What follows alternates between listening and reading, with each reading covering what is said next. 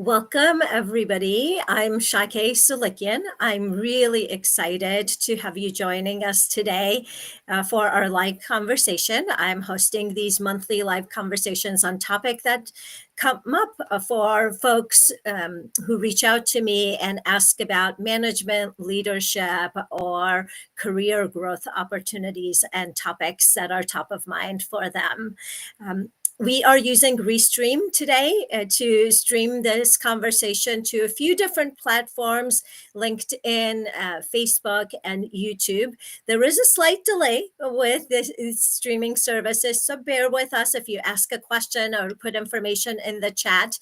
There might be a delay before we see it and read it. That said, we would love to know where you're joining us from. If you are live, go to the chat on any of those platforms, drop in the chat where you're watching us from, whether it's your living room somewhere in the Midwest or your office in the South or your home office on the West Coast or anywhere in the country. We love seeing where our audience is. If you're watching this on replay, we'll continue to monitor the chat and respond to comments. So please continue to comment and engage in the conversation as we're excited for a meaty topic. And I'm sure Dr. Kristin and I could talk about this for days on end. So we have a short amount of time. We'll continue a lot of the conversation on chat afterwards. So today we'll be tackling a topic that many of us find challenging: holding difficult conversation. Let's be honest, who doesn't dread those tough talks? Whether it's at work or with family members or in our personal relationships, those conversations can be intimidating and anxiety provoking. I often feel it in my gut. That's where I hold that anxiety before I have tough conversation. But today we're going to change that. I'm delighted to welcome Dr. Kristin Meyer, a career coach, consultant, educator, author, change maker, and I love this last one, an unapologetic optimist, as my monthly guest today, so we can talk about how to hold difficult conversations and strategies and tips for doing a better job in actually engaging with difficult conversations rather than avoiding them. Dr. Kristin, thank you so much for being here. Welcome. Thank you, Shake. It's a pleasure to be here. And I want to just acknowledge you and thank you for creating this space for engaging in these types of sharing moments, but also giving people a space to connect and continue to learn. You know, we're really in a challenging environment today, and to the extent that we can find places to connect with each other and grow, I think it's fostering such a powerful change. So thank you.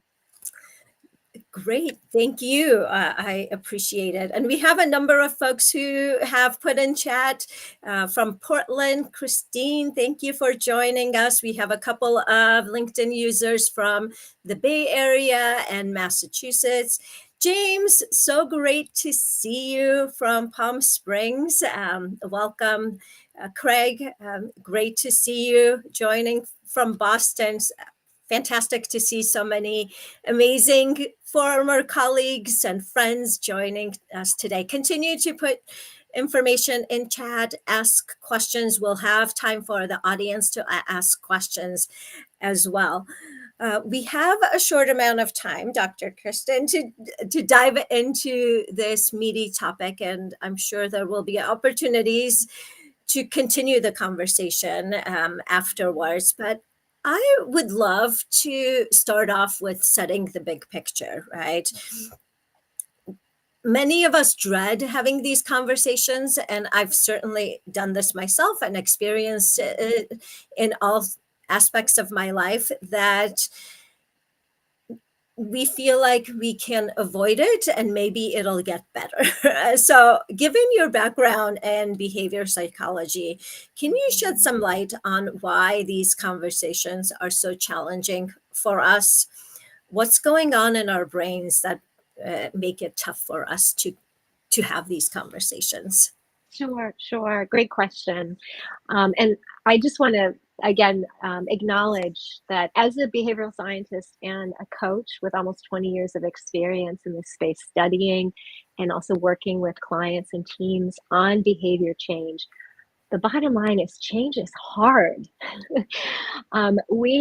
When we approach whether it's a difficult conversation or some other challenge in our life, if we're aiming to do something differently, we are already embarking on a challenging path. So, what I'd like to offer in today's conversation are we'll unpack what's happening, but also some strategies that people can take away to start that process of learning and implementing new changes.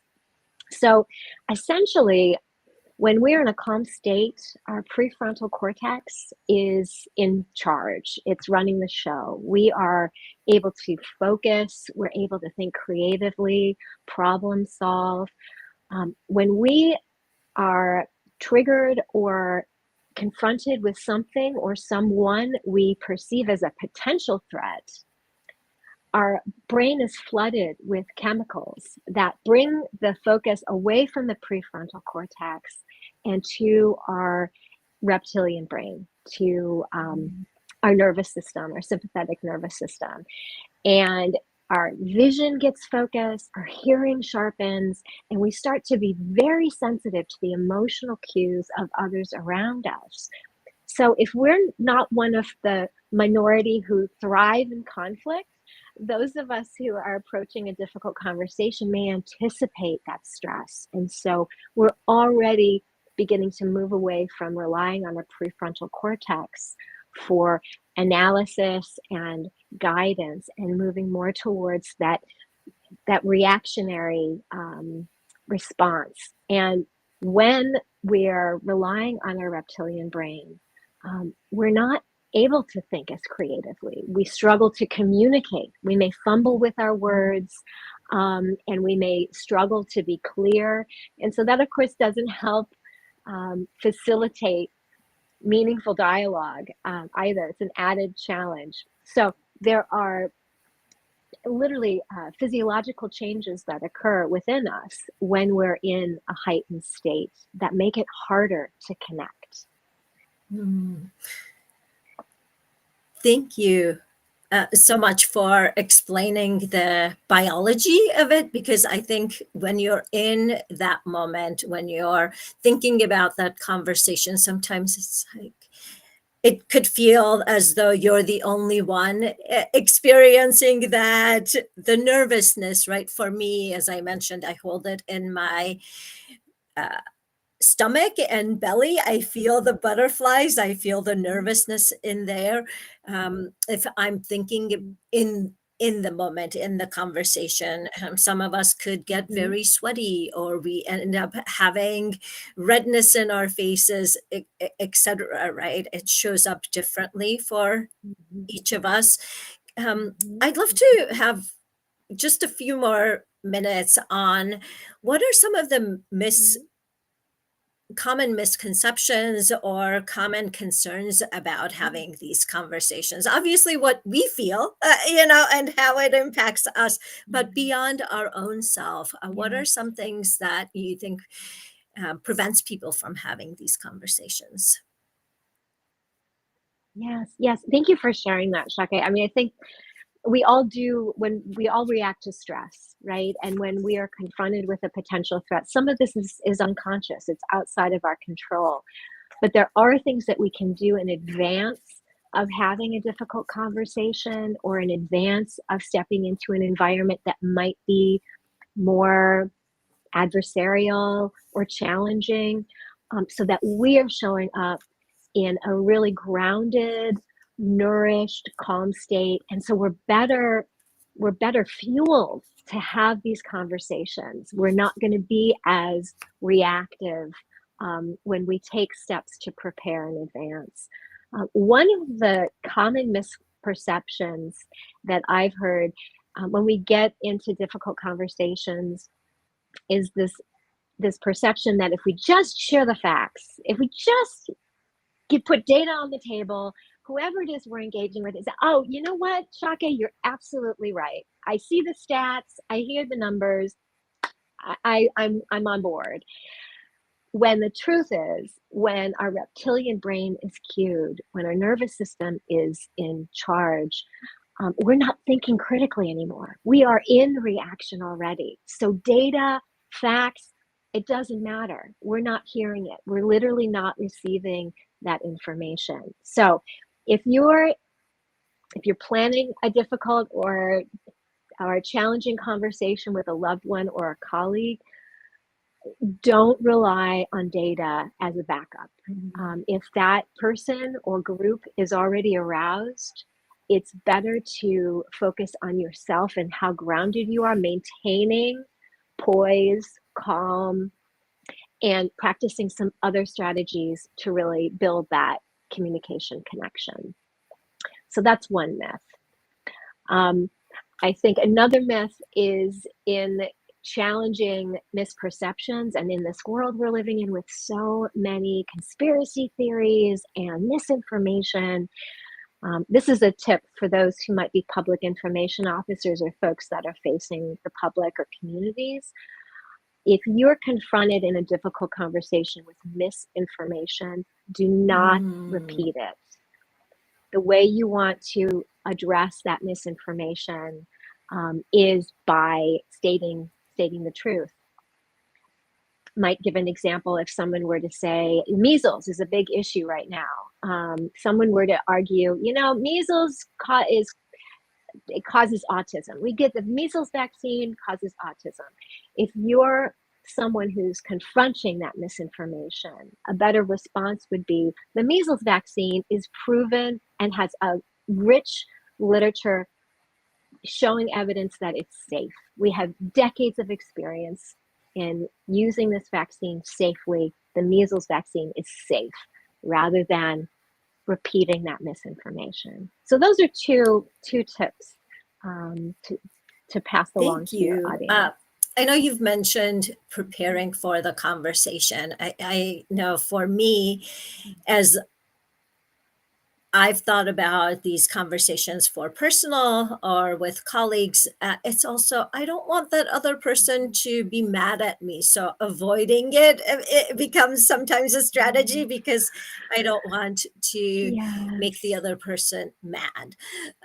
But the importance of preparation is you can actually see and plan for some of these, right? So let's jump into the practical strategies and how we can prepare ourselves mentally and emotionally for a difficult conversations. What are some of your tips and strategies for that? Absolutely. Well, and to speak to your point, Shake, the more we delay a conversation, we can make it even more emotionally challenging to show up. So acknowledging that we need to address an issue and then taking preparation steps to ensure when we're showing up in the best way possible. We're owning our side of the street, so to speak. We can't control how other people are going to respond or what they're coming to that conversation with. And honestly, in today's environment, so many millions of people feeling new pressures, new levels of stress, carrying fear in their day-to-day lives. It means that if we're the ones facilitating that constructive conversation, we need to be even more prepared so that whatever that other party is coming with, we stay on our side and are grounded and receiving and able to facilitate. So preparation around nourishment, rest, make sure that you've got some exercise, you moved your body to break down some of that stress hormone that may be building, the nervousness that you described, the butterflies. Cardio can be a great way to reduce some of that. But also making sure you are getting ample rest. Stressful days are exhausting days. So we need to be more compassionate to ourselves in preparation of these conversations. Other steps and ways to prepare: be clear on what you want to achieve from this conversation. What's the goal that you have in mind? What do you want to walk away with? Knowing that gives you a target, and hopefully your other partner or the group that you're connecting with shares that goal. Other ways to prepare, be prepared to be curious. Try to leave your personal concerns at the door. Be there. You seek to understand. That's a powerful intention. You don't have to agree with people. You don't have to agree with this other party. But if you enter the conversation with curiosity, we're leading with a different mindset that, I'm not trying to win you over. I'm trying to understand why you feel and believe what you do. And with that data, wow, then we have new insights into how to approach a sensitive topic or a difficult topic. In the context of a conversation, if you find that the other party is very aroused, they're really angry, things are not progressing, reminding them of that goal, that mutual purpose, whatever it is that's bringing you together, put that back in center of the table. We can both agree this is an important issue. What else can we agree upon? Can we agree that we want our children to be healthy, to thrive? Can we agree that we want our community to be strong and healthy? What's the mutual purpose for your conversation, and what else ties you together? Because I don't care where you're coming from on the planet. We all have commonalities. We share some commonalities as human residents and as neighbors. What are those? If we can bring it back to those shared points, now we're recognizing a shared space, and from there we can have more constructive. Thank you so much for those great strategies. I know we've had a few more people join us from New York City and from West LA. Welcome back, and more folks from the Bay Area. So please feel free to continue putting information in chat. Also, ask questions. We'll be getting to audience questions shortly as well. So we'll monitor for those.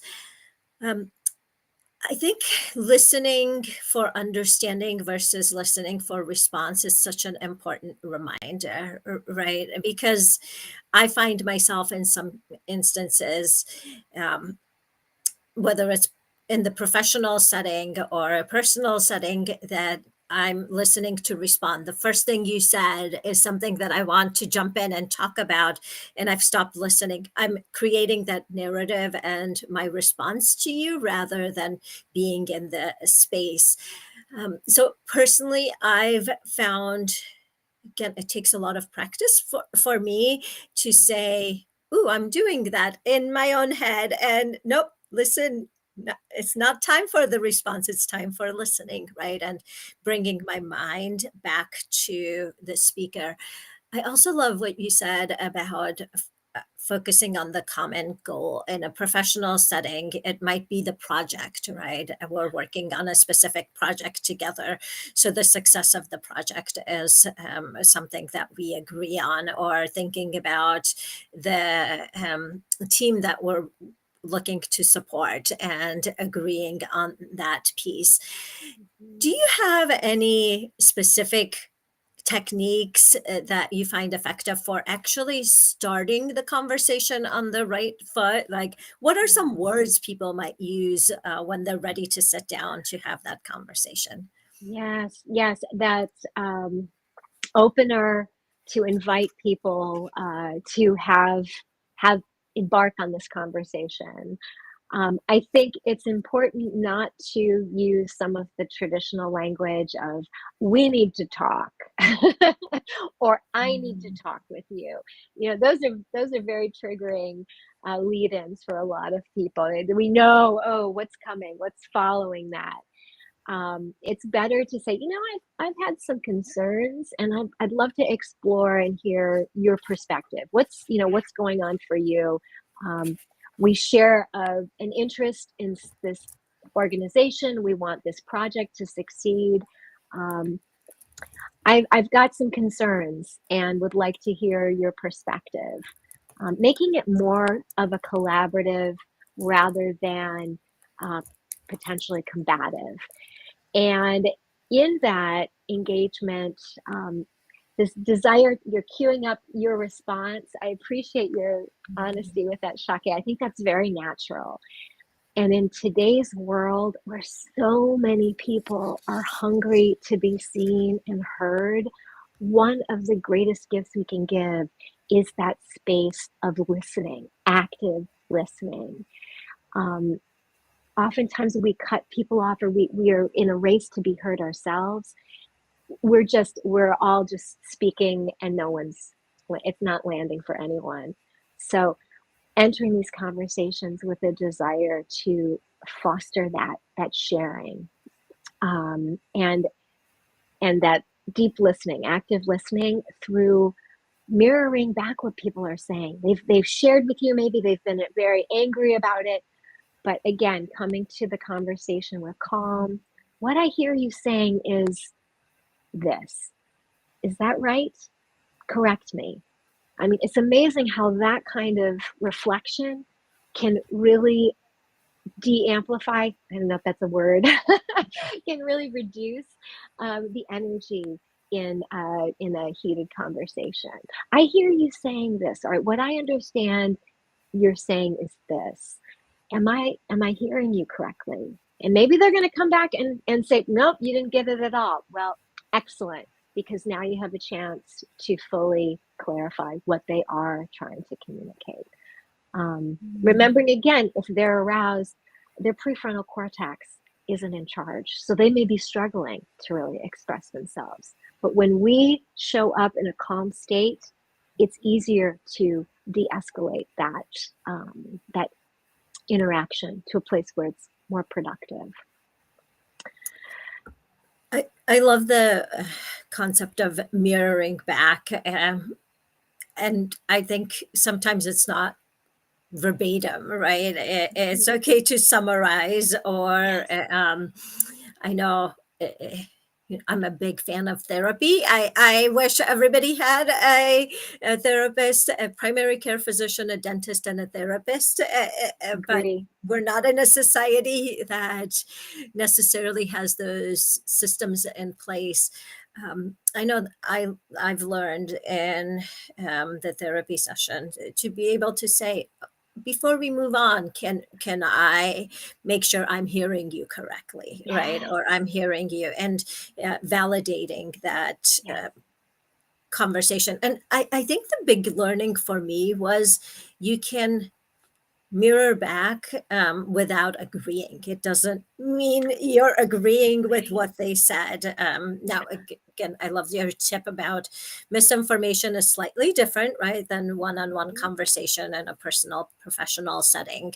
That it's not necessarily agreement, it's understanding and mirroring what the other person is saying and feeling and expressing. Mm-hmm. So, thank you. Yes, absolutely. The mirroring can also be through nonverbals. One way when we're in that aroused state, we're also so cued in to how other people are showing up. So if you're in an interaction with a loved one or a colleague and they're angry or they're defensive, minding your own nonverbals. What are your hands? What are they doing? Are they fisted? Are they in your pockets? Try and have a relaxed structure, straight back, but you show that you're open. If you're at a table, have your hands out on the table. It shows openness. If they're sharing something, leaning in is a nonverbal for engagement. You're really paying attention to them. You're leaning in. And minding our facial expressions, that we're receptive. We're not, closing ourselves off. That can also unconsciously invite people to share more. But then being so mindful of what's also going on inside us, because we're all works in progress. Nobody's perfect here. You have someone who comes at you with a lot of aggression, a lot of emotion. It's natural to feel that threat. But when we work on ourselves in these moments and outside of them, we have more tools to lean on in those moments. So we're not taking on that aggressive energy. We stay calm as we can, and control our response. That emotional intelligence, it plays such a key role in these types of interactions. So that's another place that's we could have so many of these conversations, Shake. We could have a whole series unpacking strategies.